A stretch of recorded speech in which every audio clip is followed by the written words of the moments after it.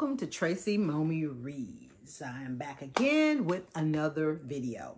Today, I'm going to be talking about 4 books. Well, actually, I guess 3 books in one series that I have never read. You know, popular books that have all the people talking. And they're probably books that I'm never going to read, you know, and we'll talk about that. So first up, It Starts With Us by Colleen Hoover.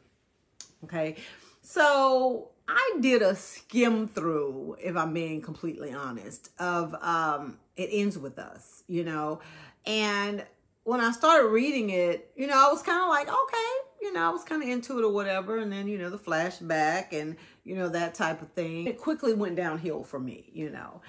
The only book by Colleen Hoover that I've read from cover to cover is Verity, and I enjoyed it. I feel like there was a missed opportunity of using the wife. If she was capable of all the things that were written in her diary, I feel like the way she went out was kind of weak. I just feel like,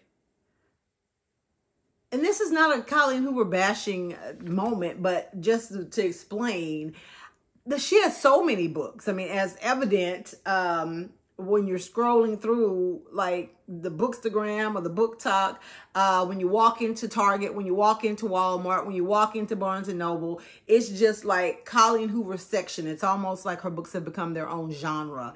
But her books are, for the ones that I have tried to read and skim through, they just all seem to be following the same formula, and they just seem depressing. So yeah, skim through It Ended With Us. I mean, It Ends With Us. And know totally what the story is about, but had no desire to follow that up with It Starts With Us. So, anywho, the next book is Where the Crawdads Sing. And this one was really popular for a hot minute. And I think there's a movie, right? A movie adaptation of this particular book. When I read the blurb, and this was like what do you call it? A book club selection for this book club I was in at the time. And even from, you know, some of the stuff that the ladies talked about, because I didn't read the book, you know, kind of got some spoilers for it. It just seemed like hella, like, unbelievable or unrealistic that this kid could have survived all these years. And while I love a good story that's rooted in, you know, like stuff that's not real, and you have to suspend belief and all of that, it has to be somewhat plausible at the end, or it has to be somewhat plausible as we're going through it. Like, I need you to tell me why this thing is happening as it's happening before I even abandon the idea of reading it. I just didn't get like excited. The blurb didn't make me want to go, oh, I want to read this or see what this is about, you know. It just, I don't know, it just didn't seem like a book that would interest me. And so for that reason, I was out. That reason I didn't read it. And I have no plans of reading it. The Harry Potter series, you know, and the Potterheads don't, you know, come flame me, because this is actually a me problem. I have seen like 3 of the Harry Potter movies. I enjoyed them. I found them entertaining. I actually like, you know, magic and things like that, you know, sci-fi and superheroes and things like that. I love that genre, and watching movies, you know, in that realm, and TV shows or whatever.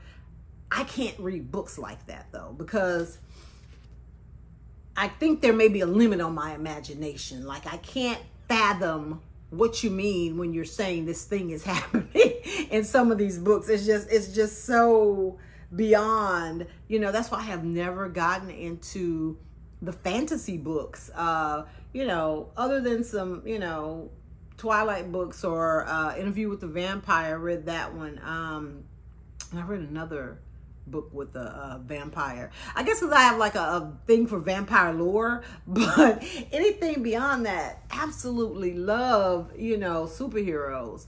You know, Wolverine is my person. If they did a novel about him, I wouldn't read it, because I need the visuals to go along with fantasy books or stories, you know, if that makes any sense. So that's one that first of all, I'm too far behind. Like, what is it, 7-10 books? That's just not, I don't have the time for that. But so those are books that I probably would never ever read. And then the last one is The Vanishing Half by Britt Bennett. This one was really popular. And the blurb, you know, I know it talks about these twins, deals with these black women who are twins, and one is lighter skin, you know, fairer skin than the other one, she's darker skin, and how one of them, the lighter skin one, you know, she passes for white. And it just touches on a lot of racial inequities and different things, and colorism within the black community and stuff like that, from what I gather from the blurb that I read.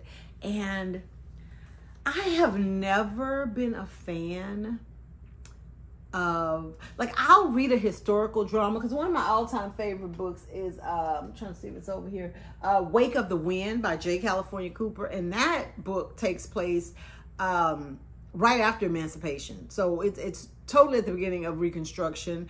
So there are like a couple of chapters that deal with slavery, and I remember when I first, you know, that book, I read it back I don't know, like in the 90s, early 2000s, in a book club. That was the book club selection. And I totally was not going to read it. You know, I was going to be that person that showed up and was like, oh, I didn't get a chance to read it, you know. And I was like upset that they had even picked that book, because I don't like books that, even if there's the historical accuracy, unlike some people who want to pretend that slavery never happened or that, you know, racism doesn't exist and things like that.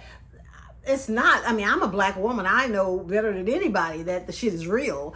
But at the same time, when I read for escapism and things that have have historical facts in them, or even if it's a fiction book, I'm not a big fan of that. And like I was saying about Wake of the Wind, that was an exception, because it really was more about how this family survived within their own, you know, they built their own like thing, you know, like a business and their family and their community. It wasn't so much about the oppressive part. I mean, the first couple of chapters were horrible, but, you know, horrible as far as like what they went through. But it was a story really about the American dream at the end of the day, right?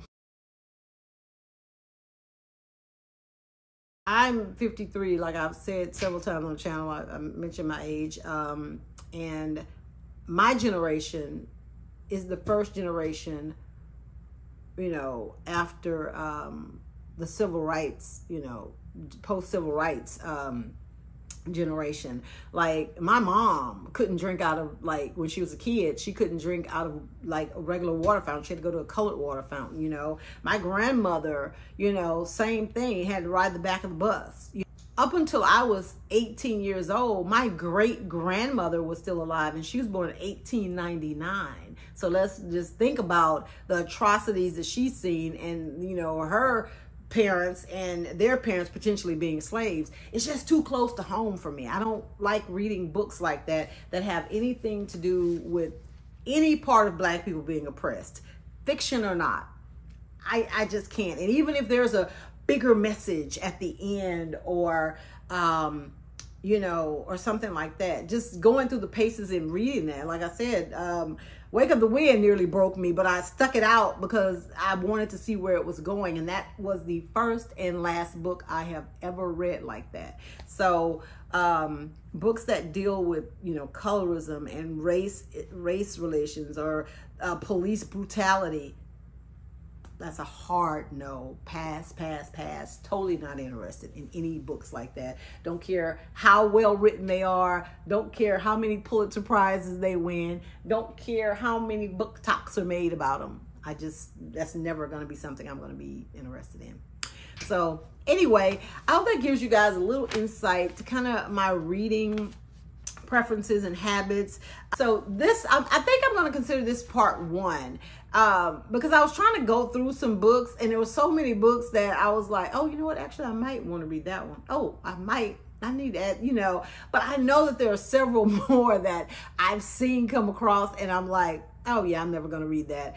But these 4 were just 4 that I could like think of off the top of my head. So stay tuned. There will probably be a part 2 to this video where I talk about more books that were popular, that have come across, you know, my phone, my computer, people telling me about them that I probably still won't read them. Be sure to like this video and go ahead and take the opportunity to subscribe to my channel right now. Go ahead and do it. Thank you so much.